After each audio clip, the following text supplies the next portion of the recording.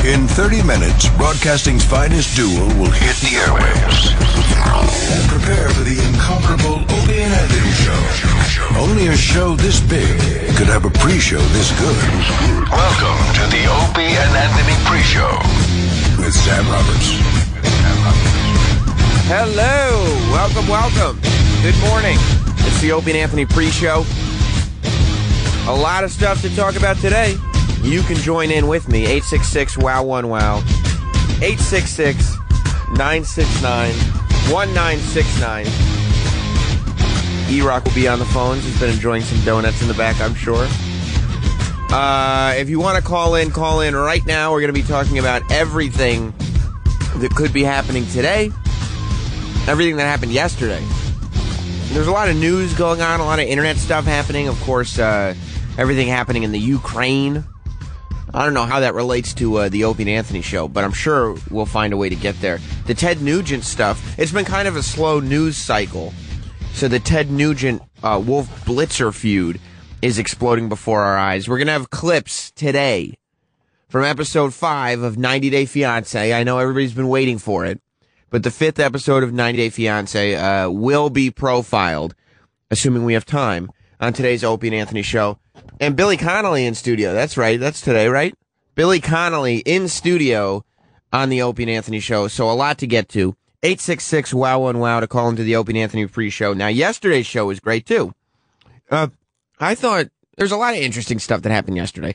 What really struck me, and I'm sure it struck a lot of you, too, was some of the reaction that Opie and Anthony had to the Patrice roast. The Patrice roast, I keep saying roast. Patrice benefit. He wasn't there to be roasted. The Patrice benefit that happened 2 days ago, and the reaction Opie and Anthony had at the top of yesterday's show, I thought was very interesting. I guess it's been a while since we did a live gig, and O&A were kind of surprised at the audience, because everybody at the Patrice benefit, for the most part, the vast majority were O&A fans. When Opie and Anthony came out, they got a huge reaction. Jimmy got a huge reaction. Anytime Opie and Anthony got mentioned, you could tell it was a room full of Opie and Anthony loyalists. And I guess O&A were surprised by that. Let's start today's pre-show with track 4, Sal, from yesterday's show, and O&A reacting to the fact that there were people in the audience that they had not seen at other live gigs before. Those twins from Boston. Yeah. They're 22. How are we making new fans? Are they men or women? Men. He was. They were saying that they listened since they were like 15. And then another guy came drove up. down from Boston for the benefit. That's pretty cool. Another guy came up when they were talking to us and said, yeah, I'm a fan from the NEW days. Right. And then the two guys said, oh, that's before our time. It's like they listened since they were 15. Right. And they didn't even hear the NEW shit. Stuff. Jesus. I know. How long have we been doing Ready this? to get my fucking walker at that point. Right. Thanks, you little young bastards. It really is amazing. And we talked about this a little bit on the post show, but Sal brought his mom there. We were talking about how hot Sal's mom was on the post show yesterday. But, and she is. But Sal's mom, and I was also thinking as I was watching Big J Okerson perform stand up at the Patrice benefit 2 nights ago, I was thinking what it was like for Sal sitting next to his mom while Big J, in the most artistic way I've ever seen anybody do it, professed his love for pubic hair on women. Was your mom laughing? She loves it. She loves it. She's probably got a bush herself now. But what I thought was interesting was she said that Sal, who works for the show now, when he was a teenager, was at our Traveling Virus shows. And if you looked around the audience at the Patrice benefit, it was tons of young people. There's no doubt that O&A are still making new fans, and that there's people that haven't heard half. They haven't heard 80% of the radio that Opie and Anthony have done. But it's funny to me that O&A are kind of unaware of that. They're like, what? I thought we made our fans, and now we were just coasting. Like, there were a whole bunch of calls yesterday from international listeners, and Opie was like, how the fuck are you hearing us? They're like, YouTube. You're everywhere now, dude. I think it says something about the humility of the show that O&A are so convinced that they're still making fans, no matter how hard they try not to. Opie and Anthony are still making fans. Another thing that I thought was interesting about the beginning of yesterday's show was Opie sometimes gets into these kicks where he'll just say something and you'll go, what?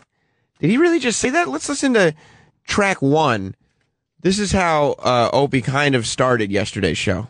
And when we tweet, it's for a benefit. That's right. So, so you could be really nice on Twitter. Oh, these fucking animals. It was no animals last night. No. My favorite, you brought it up this morning, that tweet. Which one? Fucking asshole, that tweet. You and Anthony couldn't be standing any further apart on stage. Whatever, it's like, dude. What? Look. It's a big stage. We come out. Look, it's no secret me and Anthony have hated each other over the years, okay? But we've also liked each other a lot over the years. And right now we're in the we like each other stage. Yes, so relax. fucking relax. It's somebody's Instagram. It's a huge stage, and we went out to just say hi and get the thing going. And, of course, we're going to, spread out a little bit. Yeah. Why not? I think you should have sat down and I sit on your lap like a dummy. Yeah, exactly. And fucking... What did he write? I don't think Opie Radio and Anthony Cumia could have stood any further apart. No, we could have if the stage was bigger. Yeah. But that's about it. Number 1 there, for two guys that make fun of people all morning long, it's amazing how much they hate it when people send it back their way on Twitter. But I guess that's the position they've put themselves in, too. But what struck me about that clip was, I mean, for the most part, every radio show that's more than one person has gone through periods where the people hosting the show hate each other. It's just what happens when you work creatively in such close proximity with people. But no radio show has ever said it. I've never heard any radio show just come out and say, yeah, there were times where we hated each other, but now is not one of those times. Yeah, you'll never hear Scott and Todd. I mean, you heard Scott Shannon retiring from radio last week, and Scott didn't fess up to the fact that he hates his guts. You're just like, we love you, and you've done so much for the channel. And then he does all the underhanded stuff that makes it obvious. But Opie just comes out and says, yeah, and that's how you know that they don't hate each other right now. Because if they did, Opie would just say we do. I mean, why would you admit to that? It was amazing. That's why the show is so good, though. Because it's just honest. I can't see the calls here. Let's go to line 1, 502. Sam, professional broadcaster. What's up, buddy? Hey, we're just doing a little phone check this morning. Make sure the phones are working good. Well, you can hear me, right? I can, yes. All right, well, then I guess... Also... Yeah, go ahead. Also, wanted to see why Jeff Ross wasn't hosting this roast you keep talking about. I know, I keep calling it a roast. Well, yeah, people forget all the time that just because they put me in front of a microphone so often doesn't mean I'm not a complete moron. That's the one thing that people need to give me credit for. Yesterday, speaking of honesty, Opie and Anthony showed their true colors. We had an Olympic gold medalist in here. Snowboarding. She won the gold medal for the half pipe. Caitlin Farrington. Farrington was her last name, right? I keep calling her Caitlin Farr because that's her Twitter, Farr. But it's Caitlin Farrington. She was in here yesterday, and she was adorable. She was absolutely adorable. And what happens when Opie and Anthony end up with an adorable girl in here? I mean, I think the most clear example of this was when Shawnee Smith, the actress from Summer School and 80s movies like that, she was also in the movie Saw, when she came in here, and Ant was just obsessed with her and couldn't even function. Yesterday, the adorable girl in the room factor reared its ugly head, and O&A became very smitten. Let's play track 10, and you can hear it for yourself. I would put it on, though. If you go into a store or something, I'd just be like, hey, how you doing? And they'd be like, oh, is that oh, yeah, it is. Oh, yes, it is. Yeah, I just won this. Yeah. Actually, I did that to the hockey boys in Russia. Yeah. I was like, oh, the hockey boys. What's that about? And introduced myself, and they all were kind of just looking at me like I was crazy. I was like, yes, this is a gold medal around my neck. So, burn. Very nice. It was pretty good. That's so cool. You should man. get the gold medal discount. You should walk around and just go to the stores. That's it. People right? should just give you free stuff all the time now. Yeah, I like your guys' thoughts on that. Look at how nice they get all of a sudden. This room is a war zone for most people, and now it's just niceties.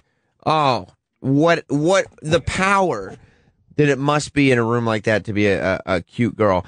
a caller, and this is you gotta love the listeners of this show, no matter how brutal they can be to us on Twitter and Reddit and all over the internet. You gotta love that the callers are used to a certain amount of honesty on this show, like we heard when we played the clip from the beginning of the show. And they will be here to call Opie and Anthony out. We went to a caller yesterday that did just that during the interview. John. Hey, guys. Hey. Bill Burr killed last night. Great show. Absolutely. Caitlin, you did the U.S. proud. Really, really proud of you. Doing a great job winning the gold, bringing it back to the studio.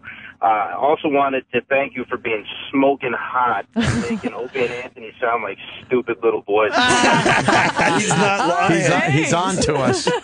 He's on to us. We do that. Yeah, we get all shy. Yeah, they're not used to being Oh, around. they're bright red, Awkward. blushing. Yeah. We get just pigs in here usually. I do love that Opie took that opportunity still to insult some people. He's still going to get some shots in, not mentioning them by name, but still acknowledging we do get some pigs in here. Let's go to the calls. Ralph in Ohio, welcome to the pre-show. What's going on? I'll Wait. tell you right now, I was listening to an interview yesterday with that snowboarding chick, and I'm like, this is about as douchey as it gets right now. I'm like, I think I'm listening to The View right now, and they're interviewing someone. Now, I will tell you this. As much as it is, you can call them douchey, Opie and Anthony, for becoming puddles as soon as that girl walked in. But at least Caitlin was a good guest. Like, at least she wasn't just vapid and they were just kind of kowtowing to her. She was... Bill Burr saved him, though. Bill Burr did save him because when he called and changed the subject after they were critiquing themselves, Bill Burr called and changed the subject about the Patrice benefit. Yeah, we'll get saved to... him because I was like, oh, my God. They're at least they know that they were acting like that. And it is funny. Thank you, Ralph. It is the best part is that they'll acknowledge it. If they just didn't acknowledge it, then it would be douchey and whatever. But the fact that they will not only acknowledge it after it happened, but acknowledge it as it's happening is what counts. Snowy in Michigan. Hey, Samuel, how you doing today, sir? What's up, buddy?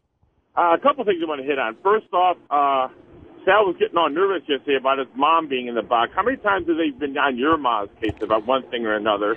Well, that's true. That's true. Also, I want to say, how nervous were Anthony and Jimmy when they handed that medal over to Opie?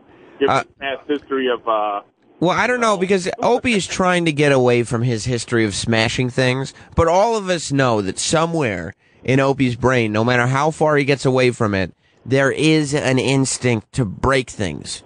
So we're all kind of on the lookout, like, please do not break that gold medal. Please. Do not break that gold medal. I was that kick when I pointed out to Opie not calling her a broad. I thought that was pretty... hilarious. Yeah. Have a good one, man. Thanks, Snowy. Peter on Long Island. What's up, buddy? Next big thing, I hope Colin Quinn calls up today with his post-interview comments.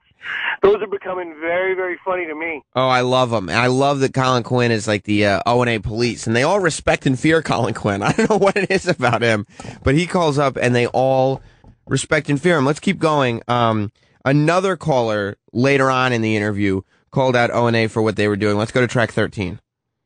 We got Snowy in Michigan, though. Oh, we just heard from Snowy. Snowy. Hey, how y'all doing? All right. Hey, it's nice that Opie's resisting the urge of calling her a broad. I've been on a broad kick lately. Yeah, that's right. Yeah, that's right. We will not be calling Caitlin a broad. It's like, people go to the Olympics, they've trained their whole lives and everything like that, and then Opie's like, yeah, I was watching this broad the other night. It's broad? I don't know. It's film noir Opie. All right, Snowy, relax. We're getting along here. This is nice. No rat outs. Now you're getting thrown under the bus. Oh, boy, oh, boy.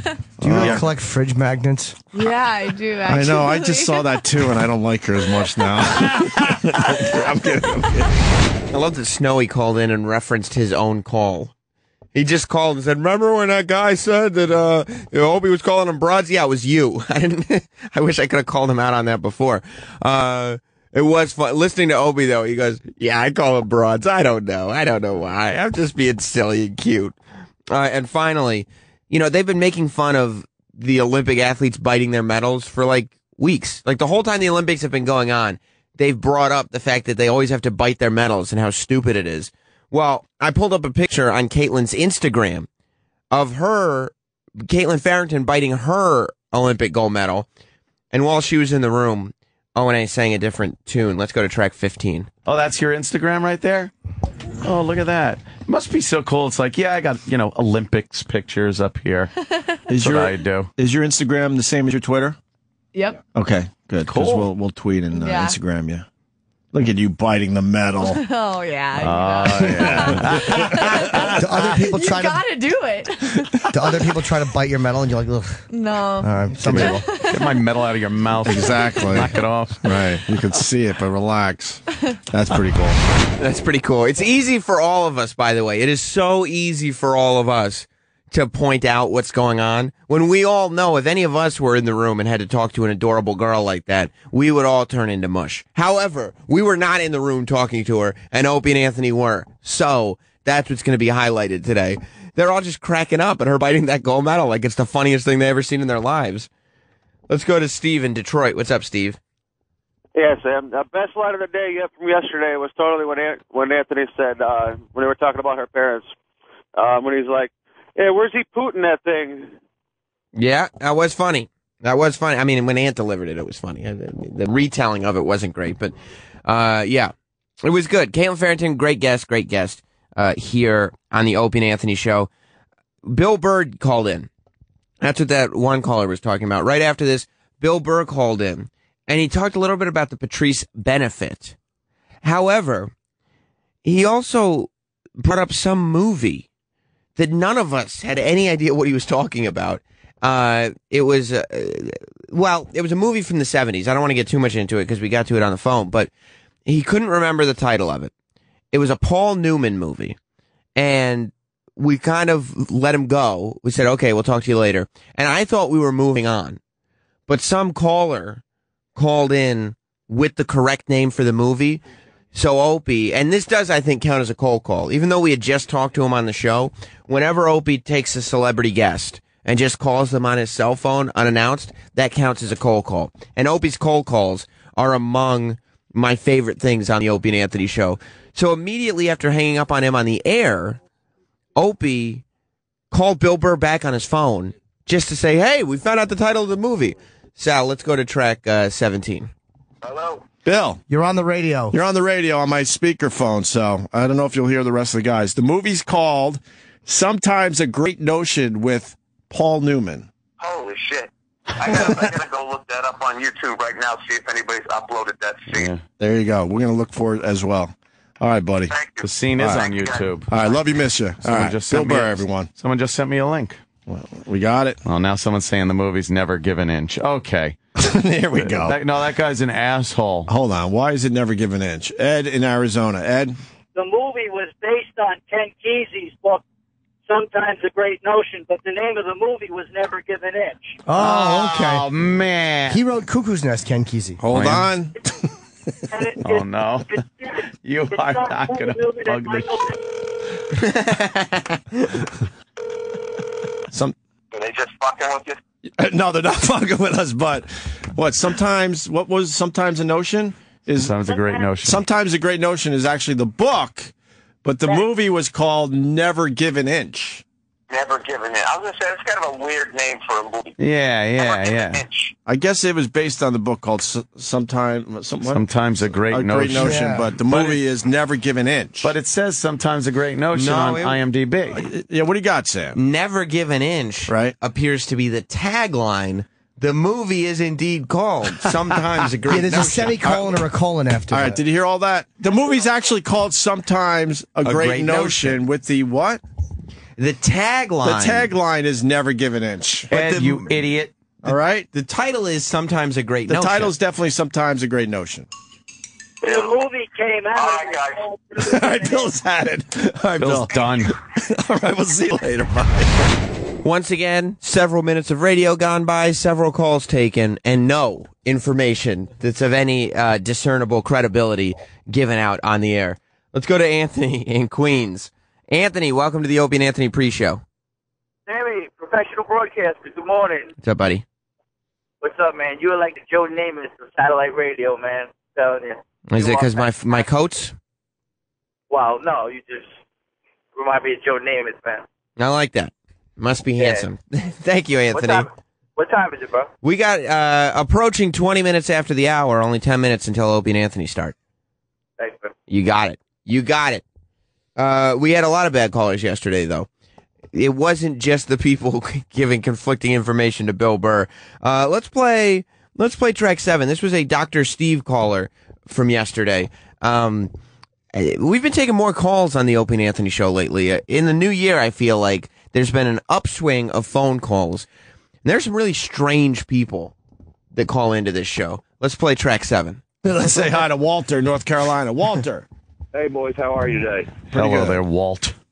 Yeah. I don't know. Y'all are probably away from the radio. I don't know if you listened to the clip, but Dr. Steve said they had a caller write in. So they wrote in and said that he'd been taking sleeping pills, and his friends said they were going to kill him, and he wanted to know about it. So Dr. Steve went into a big, long spill about how the sleeping pill study said people take sleeping pills may kill him. But that's not what the caller said. He said he's been taking sleeping pills, and his friends said they were going to kill him.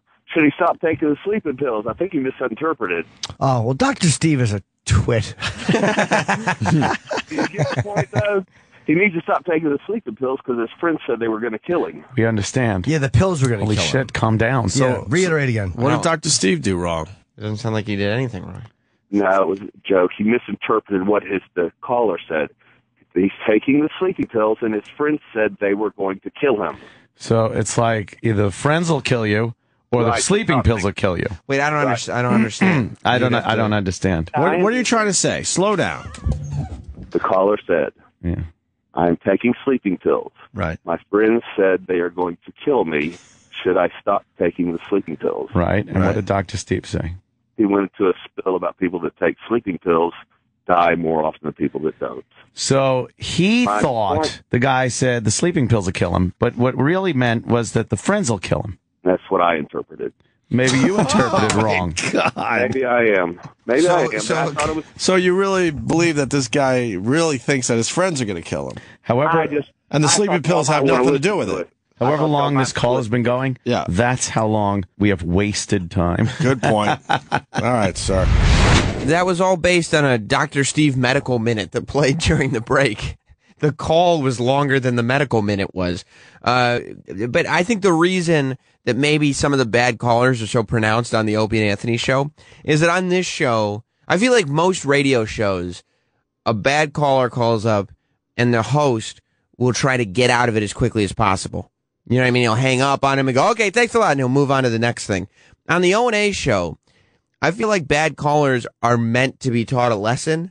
And so they just keep them on the line for as long as possible, as if to say, young man, do not do this again. Everything going on in the Ukraine, protests and deaths, there's some kind of truce that has apparently been called. But a lot of people on the news are saying that this truce may make no difference whatsoever. Well, we had an exclusive correspondent yesterday. A caller from the Ukraine called up, but he wasn't even calling to talk about what was going on in the Ukraine. He was just calling to be like, hey, guys, I like O&A.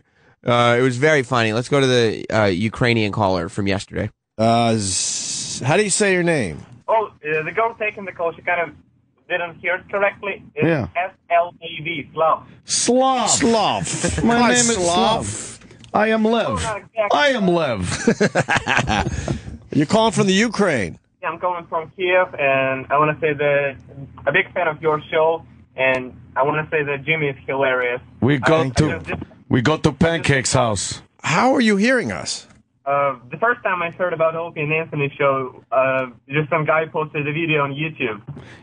So he posts every episode of your show the day after. Are you protesting? We're watching Kiev burn right now on the news. Yeah, man. How bad is it over there? It's horrible. It's total disaster. And well, I'm not at work. I mean, I work in a little cubicle downtown, and a few miles away, I just see smoke coming out. And it's on fire. See, but that's how the news is. It's like watching the news, you'd think all of Kiev is fucking burning, crazy. And this guy's like, yeah, I see some smoke from my cubicle. Right. He's still going to work.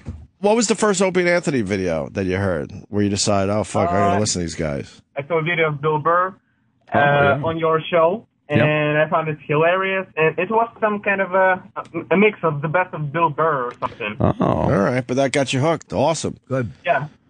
Very good. And I'm listening to his podcast every Monday. So, yeah. Anybody else listening to the show in the Ukraine?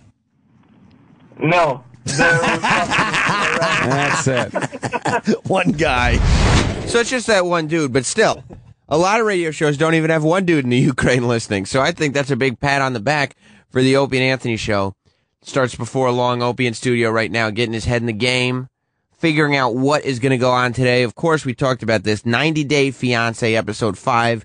We got clips from that today. Wolf Blitzer's battle with Ted Nugent is ongoing. The Ukraine thing that's going on. Ray Rice. Holy shit, is this guy in trouble? He was America's darling for a hot minute. He was a Super Bowl champion last year. Now, there's a video of him dragging his unconscious fiancée out of a hotel elevator. He's in a lot of trouble. And I feel bad for him because he went to the same high school as me. If we didn't have the same high school connection, I'd say put him in jail forever. But because we went to the same high school, I feel bad for him. Of course, we'll get into the Ray Rice story today. And there's video of a dishwasher at a Pizza Hut pissing in the sink. So how do you not talk about that? That's got Opie and Anthony written all over it. So a lot is going to go down today on the Opie and Anthony show. 866-WOW-1-WOW, 866-969-1969 if you want to squeeze a couple last calls into the pre-show. I did want to play this because for me, this was probably my favorite moment of yesterday's show. The news was doing a feel-good story about the 76ers. They signed a kid with Down syndrome to a 2-day contract as if to help make his dreams come true. And we've been talking about this a lot lately, basically since last Friday with Ron Bennington. But we listened to the feel-good broadcast on the news. And to me, Opie's reaction was just priceless. Kevin hit the court for team practice, sporting his new custom jersey, scoring extra points with fans and family. Hey, the kid can sink free throws. That he brings is just incredible. That didn't make you smile. Something's wrong with you this morning. The viral go video fuck yourself. His mother said, you know, most kids do want to be professional athletes, but when you have a child with a disability. That was slightly real, to be honest with you, because my first dream in life was to play in the NBA, and I worked my balls off. Well, if you'd have been a little smarter. No kidding. Very good. Jokes and jokes. I believe that, though. I believe Opie was not happy when he watched that feel-good report. And then when the newscaster acted like there was something wrong with him, he did want her to go fuck herself. Let's go to Jeff in Philly. What's up, Jeff?